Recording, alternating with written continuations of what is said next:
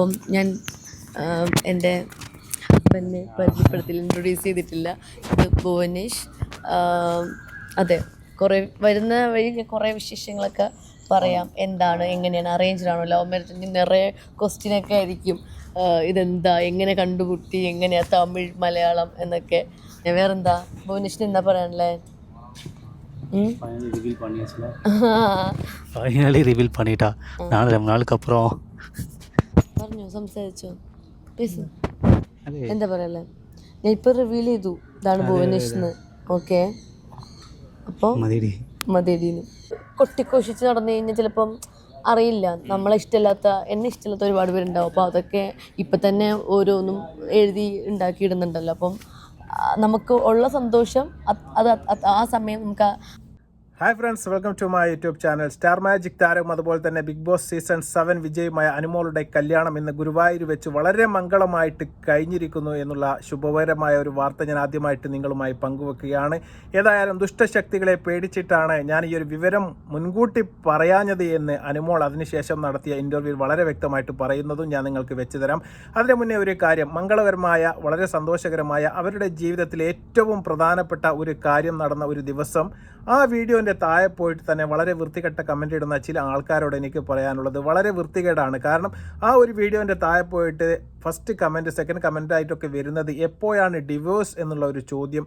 ഇത്രയും തീർച്ചയായിട്ടും വൃത്തികെട്ട മനസ്സിൻ്റെ ഉടമകൾ ഇവിടെ ഉണ്ട് എന്നറിഞ്ഞത് കൊണ്ട് തന്നെയാണ് അനുമോൾ പറയുന്നത്. കാരണം ഞാനിത് ആദ്യം റിവീൽ ചെയ്ത് നിങ്ങൾക്കറിയാൻ വേണ്ടി സാധിക്കും. ചില ആൾക്കാർ വൃത്തികേടുകളെല്ലാം എഴുതി പിടിപ്പിച്ച് പൊലിപ്പിച്ച് വിടും. ചിലപ്പോൾ അത് അവരുടെ കല്യാണം തന്നെ മുടക്കുമെന്ന് അവർക്ക് തന്നെ തോന്നിയത് കൊണ്ടാണ് ഈ ഒരു കാര്യം നേരത്തെ റിവീൽ ചെയ്യാതിരുന്നത് എന്ന് അനുമോൾ തന്നെ പറയുകയാണ്. കാരണം അവരുടെ ജീവിതത്തിൽ അവർക്ക് അനുഭവമുണ്ട്. എല്ലാ കിംവദന്തികളെയും കാറ്റിൽ പറത്തിക്കൊണ്ട് എല്ലാവർക്കും ഒരു ഉത്തരം കിട്ടുന്ന രീതിയിൽ തന്നെയായിരുന്നു അനുമോളുടെ കല്യാണം.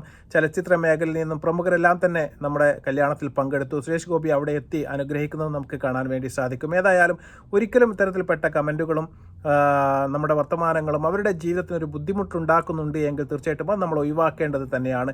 ഒരാൾ അവരുടെ ജീവിതത്തിലേക്ക് കാലടിച്ച് വെക്കുന്ന ദിവസം തന്നെ അത്തരത്തിൽപ്പെട്ട വൃത്തികെട്ട കമൻറ്റുകളും അതുപോലെ തന്നെ കാര്യങ്ങളും ഒന്നും പറയാൻ വേണ്ടി ഒരിക്കലും പോകരുത്. ഏതായാലും അനുമോൾക്ക് ശുഭകരമായ നല്ല ഒരു ലൈഫ് കിട്ടട്ടെ എന്ന് നമ്മൾ ആദ്യമായിട്ട് ആശംസിക്കുകയാണ്. ഇനി അനുമോളുടെ കല്യാണം കാണാത്ത ആരെങ്കിലും ഉണ്ട് എങ്കിൽ തീർച്ചയായിട്ടും നമുക്ക് അനുമോളുടെ കല്യാണം ലൈവായിട്ടൊന്ന് കാണാം.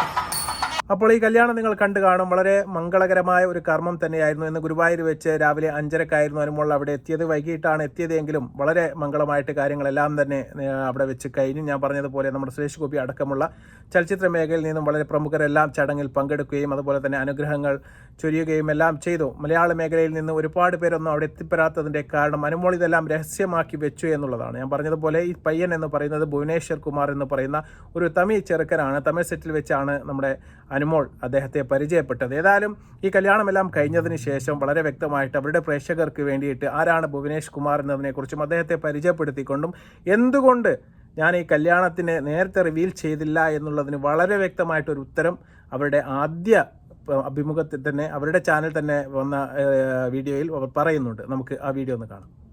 ഫൈനലി നമ്മുടെ മാരേജ് കഴിഞ്ഞ് നമ്മളുടെ കുറച്ച് ഫോട്ടോഷൂട്ടും കാര്യങ്ങളൊക്കെ ആയിട്ട് ഇവിടെ ഹോട്ടലിൽ നിൽക്കുകയാണ്.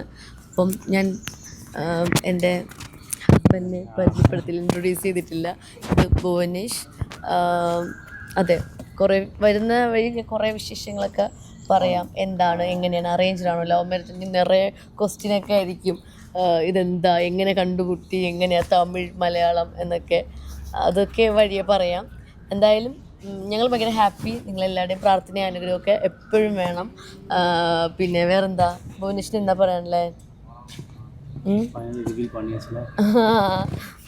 ரிவீல் பண்ணிட்டா. நான் ரொம்ப நாளுக்கு அப்புறம் പറഞ്ഞോ, സംസാരിച്ചോ, പേസ്. എന്താ പറയല്ലേ, ഞാൻ ഇപ്പോൾ റിവീൽ ചെയ്തു ഇതാണ് ഭുവനേഷ് എന്ന്. ഓക്കെ, അപ്പോൾ മതിയടീന്ന് പുള്ളി കുറച്ചേ സംസാരിക്കുള്ളൂ. അതെ, അപ്പോൾ എന്തായാലും ഇനി നമ്മുടെ കുറേ ഫോട്ടോസും വീഡിയോസൊക്കെ വരുന്നുണ്ട്. വീണ്ടും പറയാനുള്ളതെന്ന് പറഞ്ഞാൽ, ഇപ്പോൾ കല്യാണം നേരത്തെ പറയാത്ത എന്തെന്നൊക്കെ ഒരുപാട് പേര് ചിന്തിക്കും. പറയാത്തതെന്ന് വെച്ചാൽ ഇത് ഭയങ്കര സന്തോഷമുള്ളൊരു കാര്യമല്ലേ. അപ്പം അത് കൊട്ടിക്കൊഷിച്ച് നടന്നു കഴിഞ്ഞാൽ ചിലപ്പം അറിയില്ല. എന്നെ ഇഷ്ടമില്ലാത്ത ഒരുപാട് പേരുണ്ടാവും. അപ്പോൾ അതൊക്കെ ഇപ്പം തന്നെ ഓരോന്നും എഴുതി ഉണ്ടാക്കിയിടുന്നുണ്ടല്ലോ. അപ്പം നമുക്ക് ഉള്ള സന്തോഷം അത് ആ സമയം നമുക്ക് എന്താ പറയണ്ടേ, ആഘോഷിക്കാനാണ് എനിക്കിഷ്ടം. അപ്പം ആദ്യമേ എല്ലാവരുടെയും പറയാണ്ട് അവസാനം റിവീൽ ചെയ്യാമെന്ന് ഞാൻ വിചാരിച്ചിരിക്കുകയായിരുന്നു. അതുകൊണ്ടാണ് ഞാൻ അവസാനം കൊണ്ട് ഞാൻ റിവീൽ ചെയ്തത്. നേരത്തെ പറയാത്തതൊന്നും വിചാരിക്കരുത്. എൻ്റെ നല്ലതിന് വേണ്ടിയിട്ട് നല്ലത് ആഗ്രഹിക്കുന്ന ഒത്തിരി പേരുണ്ട്. മോശം വിചാരിക്കുന്ന ആൾക്കാരും മോശം നടക്കണമെന്ന് വിചാരിക്കുന്ന ഒത്തിരി പേരുണ്ട്. അപ്പം അതുകൊണ്ടാണ് കേട്ടോ. Okay, thank you, bye. അപ്പോൾ ഇതാണ് ഒരവസ്ഥ എന്നുള്ളത്. ഒരാൾക്ക് കല്യാണം കഴിക്കാൻ പോലും ഇപ്പോൾ പേടിയാണ്.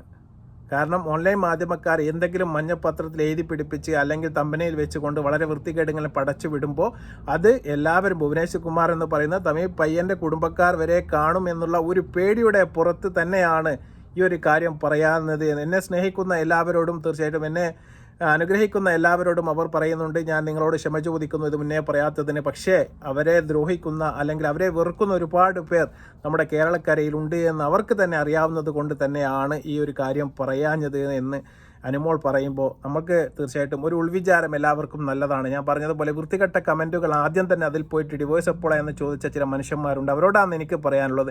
ചില ആൾക്കാരൊക്കെ ഗൾഫിൽ നിന്ന് വന്നു കഴിഞ്ഞാൽ നമ്മൾ ചോദിക്കും, വിദേശത്തു നിന്നൊക്കെ നാട്ടിലെത്തിയാൽ ആദ്യം തന്നെ ചോദിക്കുക ഇനി ലീവ് എത്ര ഉണ്ട്, എന്നാണ് തിരിച്ചു പോകുന്നതെന്നൊരു ചോദ്യം. അത് അവർക്ക് മനപ്രയാസവും വിഷമവും ഉണ്ടാക്കുന്ന ഒരു കാര്യമാണ്. അതുപോലെ തന്നെയാണ് ഈ ഒരു കാര്യമെന്ന് പറയുന്നത്.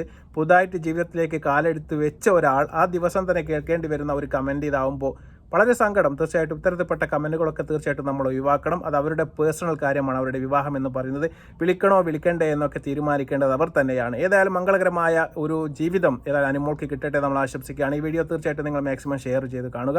അനുമോളെ ഇഷ്ടപ്പെടുന്നവരെല്ലാം തീർച്ചയായും നമ്മുടെ ചാനൽ അതുപോലെ തന്നെ സബ്സ്ക്രൈബ് ചെയ്യുക. വീണ്ടും മറ്റൊരു വീഡിയോയുമായി വരുന്നവരെ നന്ദി, നമസ്കാരം.